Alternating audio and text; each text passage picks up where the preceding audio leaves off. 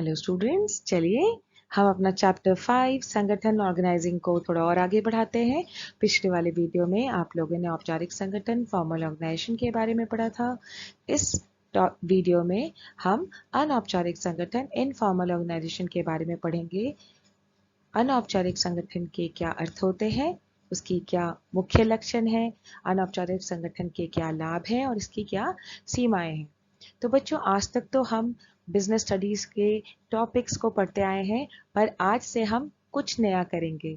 आप जानना नहीं चाहेंगे कि क्या नया करेंगे? आज से मैं वीडियो के अंत में आपके लिए एक मोटिवेशनल कोट बोलूंगी, यानी कि ऐसा कोटेशन जो आप सुनेंगे उससे आपको प्रेरणा मिलेगी, और अगर आप उसे अपने जीवन में आत्मसात करेंगे तो आप निश्चय ही बहुत सफल होंगे।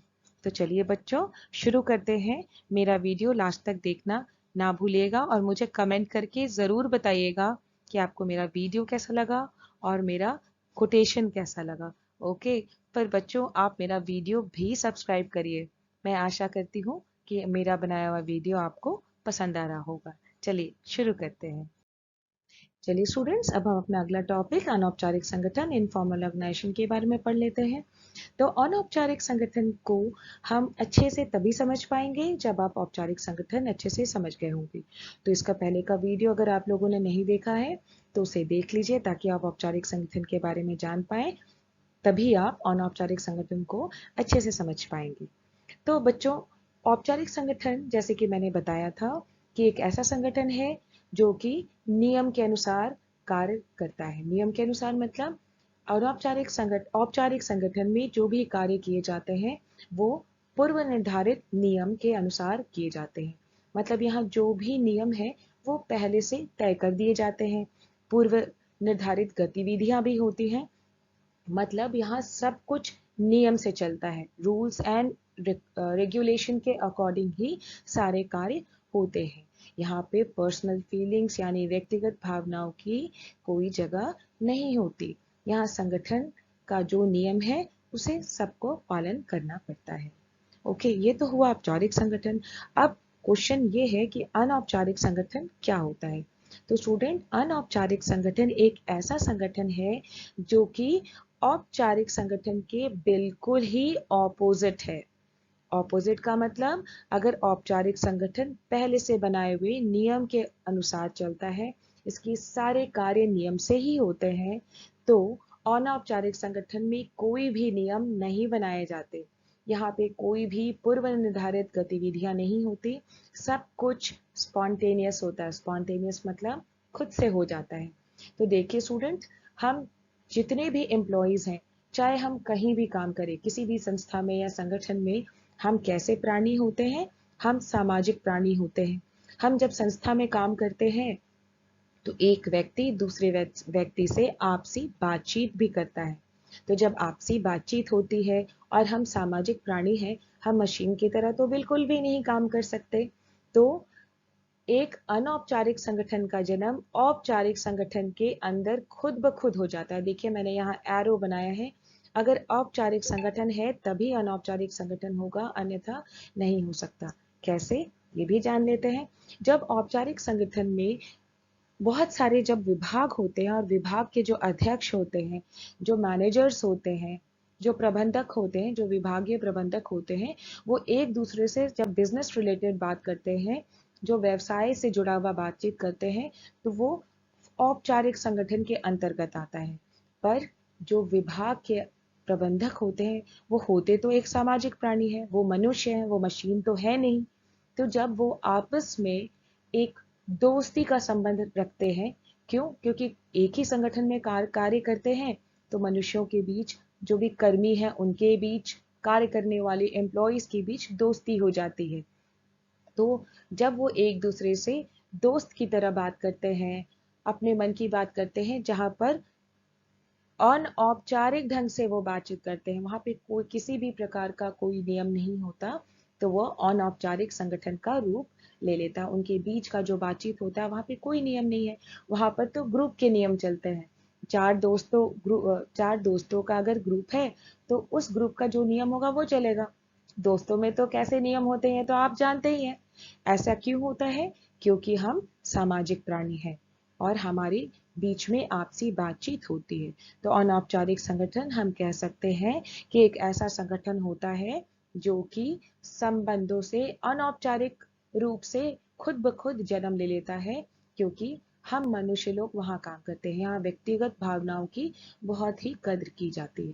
तो ये हुआ इनफॉर्मल ऑर्गेनाइजेशन। चलिए इसको थोड़ा और समझ लेते हैं, अगले स्लाइड की ओर बढ़ते हैं और जानते हैं अनौपचारिक संगठन का की परिभाषा क्या है। चलिए स्टूडेंट्स, अब हम देख लेते हैं कि अनौपचारिक संगठन यानी कि इनफॉर्मल ऑर्गेनाइजेशन की परिभाषा क्या है। तो इनफॉर्मल ऑर्गेनाइजेशन की परिभाषा बहुत लोगों ने दी है। सबसे पहले हम इसकी डेफिनेशन को पढ़ लेते हैं। अनौपचारिक संगठन का आशय ऐसे संगठन से है जिसकी स्थापना जानबूझकर नहीं की जाती, बल्कि अनायास ही पारस्परिक समान हितों, रुचियों, धर्म एवं संबंधों के कारण हो जाती है। इस संगठन की मुख्य विशेषताएं आपसी संबंधों की क्या होती है? आपसी संबंधों की मैत्रीपूर्ण एवं सहयोगपूर्ण प्रकृति है। इसके अंतर्गत एक व्यक्ति दूसरे व्यक्ति के कामों में इसलिए मदद नहीं करता कि वो इसके लिए जिम्मेदार है, बल्कि इसलिए करता है कि यह उसकी निजी इच्छा एवं पसंद है। तो स्टूडेंट्स, आप देखिए यहाँ पे बड़ा ही क्लियर लिखा हुआ है कि अनौपचारिक संगठन जो होता है, यहाँ पर इसकी स्थापना जानबूझकर नहीं की जाती, जानबूझकर वो खुद से ही हो जाती है। अनायास ही पारस्परिक समान हितों, रुचियों, धर्म एवं संबंधों के कारण हो जाती है। देखिए, हम दोस्ती सोच समझ के तो करते नहीं है, जिससे हमें बात करना अच्छा लगता है, जिसके संग अपनी मन की भावनाएं शेयर करना अच्छा लगता है, वो हमारे दोस्त बन जाते हैं। बिल्कुल वैसे ही यहाँ पर अनायास ही पारस्परिक समान हितों, अगर हमारा कुछ हित है जो कि समान है, कुछ रुचियां अगर समान है जो मिलती जुलती हैं, हमारे संबंध उसी कारण हो जाते हैं। इसे सोच समझकर जानबूझकर नहीं बनाया जाता।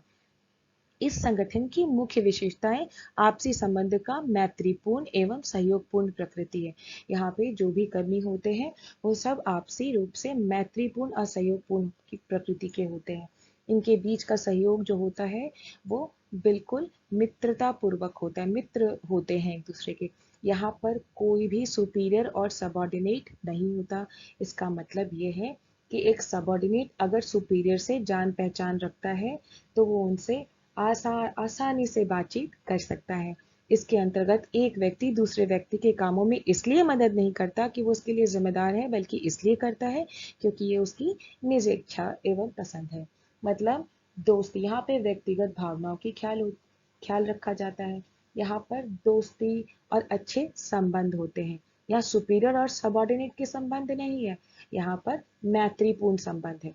तो आई होप स्टूडेंट आपको अनौपचारिक संगठन समझ में आ गया होगा। चलिए चेस्टर बर्नर्ड के अनुसार उन्होंने क्या कहा था औपचारिक संगठन के बारे में, ये भी पढ़ लेते हैं। वो संगठन अनौपचारिक है जिसमें आपसी संबंध अज्ञानवश संयुक्त उद्देश्यों के लिए बनते हैं। तो ये चेस्टर बर्नर्ड द्वारा दिया हुआ डेफिनेशन है। आप जब भी एग्जाम देंगे तो ये डेफिनेशन जरूर लिखिए और अपनी कॉपी में नोटबुक में से नोट करना बिल्कुल भी ना भूलें। आप लोग नोटबुक लेके तो बैठे हो ना, या नहीं सिर्फ सुन रहे हो? नोटबुक लेके बैठिए और बच्चों इसे जरूर उतारिए। चलिए आगे बढ़ते हैं। चलिए स्टूडेंट्स, अब हम अपना नेक्स्ट टॉपिक अनौपचारिक संगठन के मुख्य लक्षण, main characteristics of informal organisation के बारे में पढ़ लेते हैं। इसका पहला पॉइंट है औपचारिक संगठन पर आधारित, बेस्ड ऑन फॉर्मल ऑर्गेनाइजेशन। तो अनौपचारिक संगठन औपचारिक संगठन पर आधारित है। कैसे? तो ये बड़ा ही सिंपल है। तो देखिए स्टूडेंट्स, जो भी कर्मी या जो भी एम्प्लॉय होते हैं वो काम कहाँ करते हैं? वो काम तो औपचारिक संगठन पर ही करते हैं। तो काम औपचारिक संगठन में करते हैं। अपना काम करने के बाद जब दो कर्मियों के बीच में आपसी समझ, आपसी संबंध बन जाते हैं जो कि मैत्रीपूर्ण होते हैं, उसकी उत्पत्ति कहाँ से हुई? औपचारिक संगठन के अंदर ही हुई। इसलिए वो दोस्ती, आपसी समझ जो भी कायम होता है वो औपचारिक संगठन के कारण ही होता है। तो हम ये बड़े ही आराम से कह सकते हैं कि अनौपचारिक संगठन जो होता है औपचारिक संगठन पर ही आधारित होता है। हमारा नेक्स्ट पॉइंट है, इसकी लिखित नियम एवं प्रक्रियाएं नहीं होती। तो बच्चों आप लोग तो जानते ही हैं कि, और मैं बता भी चुकी हूँ कि जो औपचारिक संगठन होते हैं उसमें पहले से ही सारे नियम तय किए गए होते हैं और कार्यविधियां भी पहले से ही तय की गई होती हैं। लेकिन अनौपचारिक संगठन संगठन जो होता है ना, वो औपचारिक संगठन के बिल्कुल विपरीत होता है, बिल्कुल एकदम ऑपोजिट। वहां पर लिखित नियम, पूर्व निर्धारित गतिविधियां होती हैं। यहाँ पर इसकी कोई भी लिखित नियम और प्रक्रियाएं नहीं होती। जो जिससे चाहे उससे बात कर सकता है, उससे आपसी संबंध से अपनी संबंध बना सकता है। यहाँ पे कोई नियम कुछ भी फॉलो नहीं होता। यहाँ पर सिर्फ आपसी समझ और व्यक्तिगत भावनाएं ही होती है। हमारा नेक्स्ट पॉइंट है स्वतंत्र संदेशवाहन श्रृंखला, इंडिपेंडेंट चैनल्स ऑफ कम्युनिकेशन। अब इंडिपेंडेंट चैनल ऑफ कम्युनिकेशन या स्वतंत्र संदेशवाहन श्रृंखला का अर्थ होता है, बच्चों जब आप चैप्टर 2 पढ़े थे तो आप ये जानते थे कि वहां पर स्केलर चेन ऑफ कम्युनिकेशन होता है। मतलब जो सबऑर्डिनेट होता है, जो अधीनस्थ होता है, अगर अपने टॉप मैनेजमेंट से बात करना चाहता है तो उसे एक श्रृंखला का पालन करना पड़ता है। वो सीधा ऊपर बात नहीं कर सकता। लेकिन अनौपचारिक संगठन में ऐसी कोई भी सीमाएं, कोई रोक टोक नहीं है। जो जिससे चाहे वो उससे अगर बात कर सकता है। अगर किसी अधीनस्थ का सबसे टॉप वाले मैनेजमेंट के किसी व्यक्ति से उसकी संबंध है, उसके मैत्रीपूर्ण संबंध है, जान पहचान है, आपसी समझ है, तो वो उनसे फ्रीली, इंडिपेंडेंटली, बिना किसी रोक टोक के, बिना किसी चैनल ऑफ कम्युनिकेशन का पालन किए हुए, बिना किसी संदेशवाहन श्रृंखला का पालन किए हुए वो उनसे बातचीत कर सकता है। हमारा नेक्स्ट पॉइंट है ये जानबूझकर स्थापित नहीं किया जाता। तो स्टूडेंट्स आपको याद होगा जब हम फॉर्मल ऑर्गेनाइजेशन यानी औपचारिक संगठन के बारे में पढ़ रहे थे, तब मैंने ये बात कहा था कि औपचारिक संगठन को जानबूझकर स्थापित किया जाता है, बट अनौपचारिक संगठन तो खुद ब खुद स्थापित हो जाते हैं। यहाँ पर कोई भी मेहनत या जानबूझकर स्थापित करने का कोई भी एफर्ट नहीं लेना पड़ता, क्योंकि दोस्ती करने के लिए किसी एफर्ट की जरूरत बिल्कुल भी नहीं पड़ती। आपसी समझ, जहाँ आपसी इच्छाएं, आपसी रुचि, कोई भी ऐसी चीज जो आपको दूसरे से जोड़ती है, आप उससे दोस्ती कर लोगे, उससे आपका संबंध बन जाएगा, समझ बन जाएगा। तो अनौपचारिक संगठन को स्थापित करने के लिए कोई भी मेहनत नहीं करना पड़ता। अतः हम ये कह सकते हैं ये जानबूझकर स्थापित नहीं किया जाता। It is not deliberately created. Fifth point, संगठन चार्ट पर कोई ध्यान नहीं।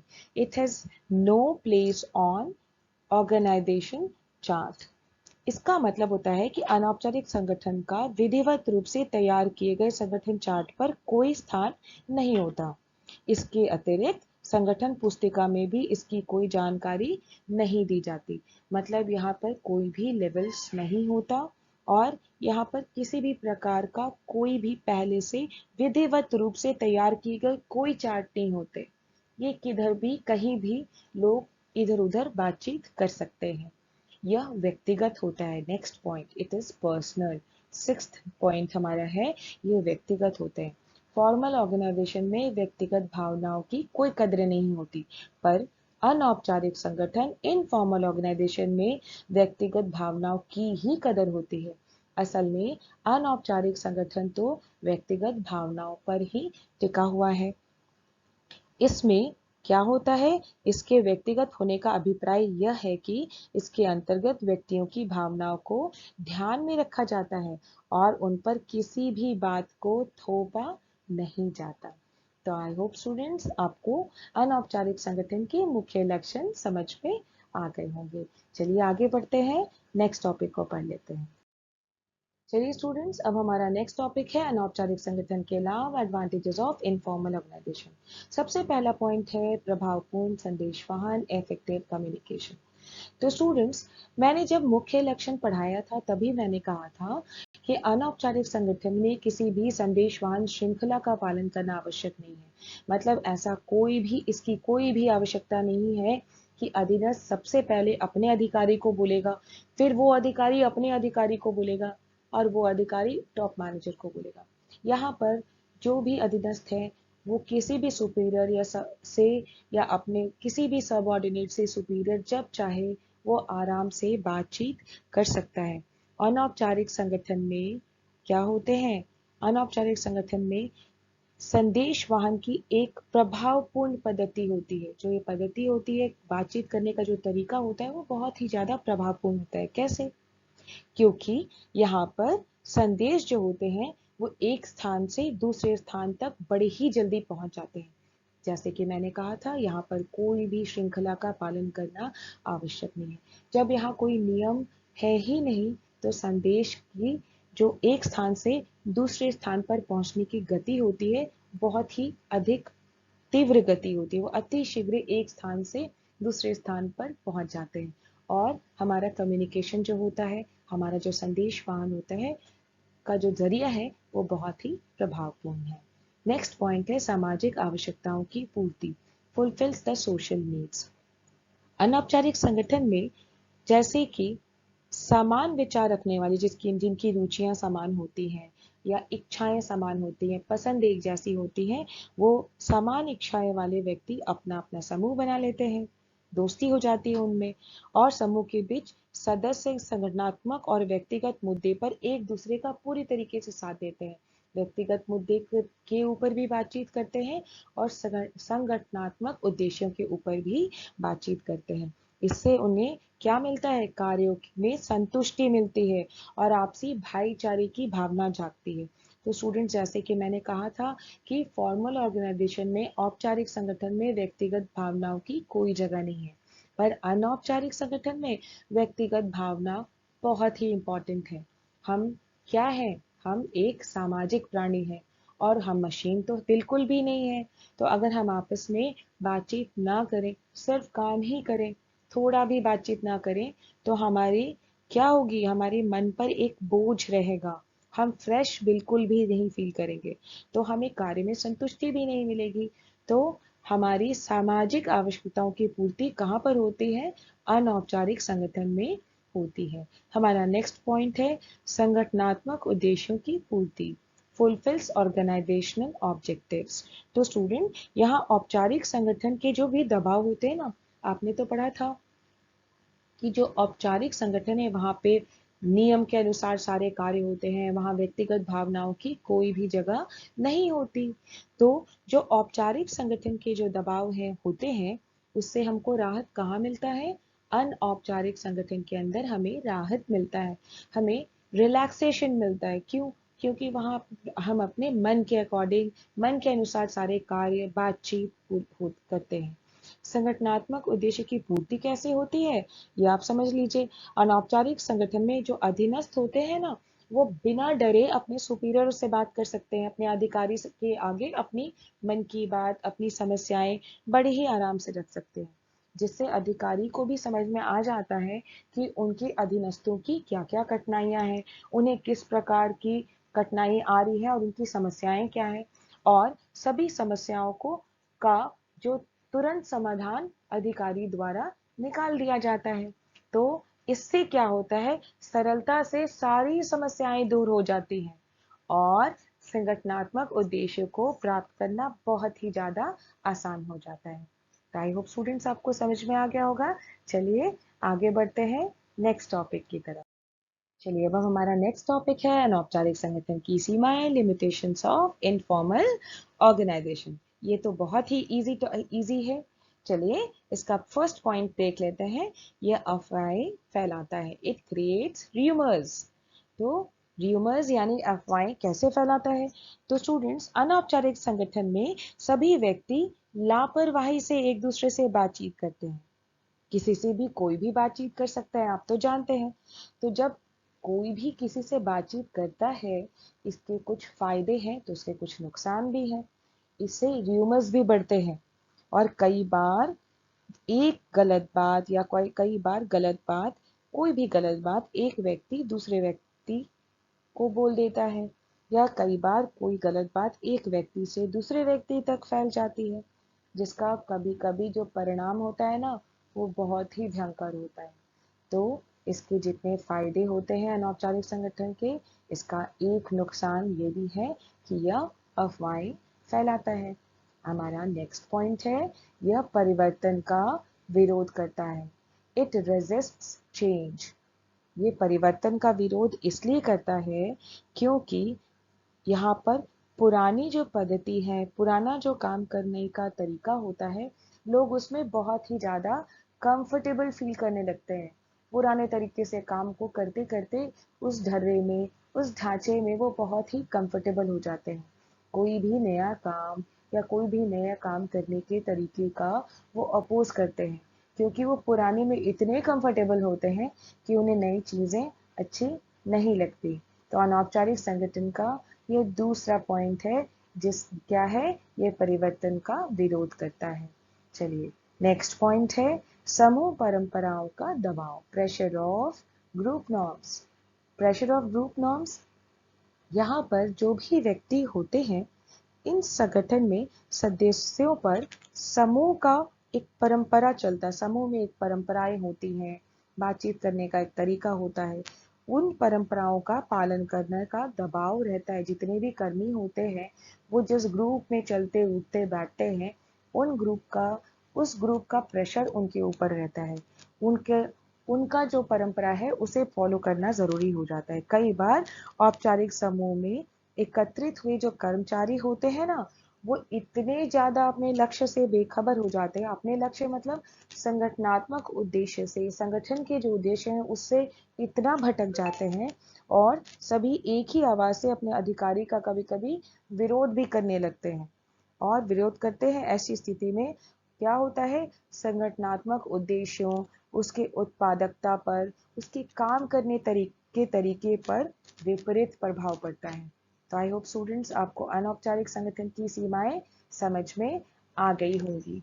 तो चलिए, जैसे कि मैंने कहा था कि मैं आपके संग एक मोटिवेशनल कोट शेयर करूंगी। चलिए इसे हम अगली स्लाइड में देख लेते हैं।